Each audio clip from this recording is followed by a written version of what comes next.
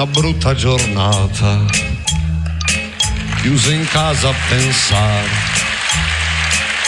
una vita sprecata, non c'è niente da fare, non c'è via di scampo, no, quasi quasi mi faccio uno shampoo.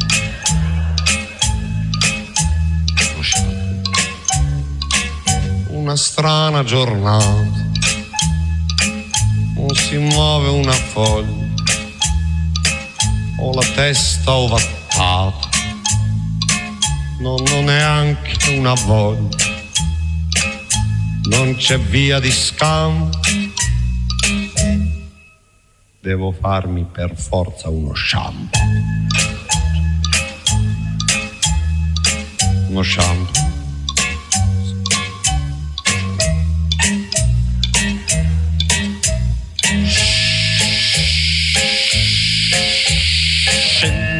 L'acqua scroscia, l'acqua calda, fredda, calda, giusta. Shampoo rosso e giallo, quale marca mi va meglio? Questo. Schiuma, soffice morbida bianca, lieve, lieve, sembra panna, sembra neve. La schiuma è una cosa buona, come la mamma, che ti accarezza la testa quando sei triste e stanco. Una mamma enorme, una mamma in bianco. Sciacquo, sciacquo, sciacquo.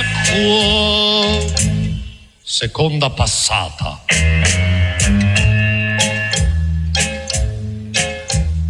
Son convinto che sia meglio quello giallo senza canfora. I migliori son più cari perché sono anti. Esatto. Schiuma, soffice morbida bianca, lieve, lieve, sembra panna, sembra neve. La schiuma è una cosa pura, come il latte, purifica di dentro.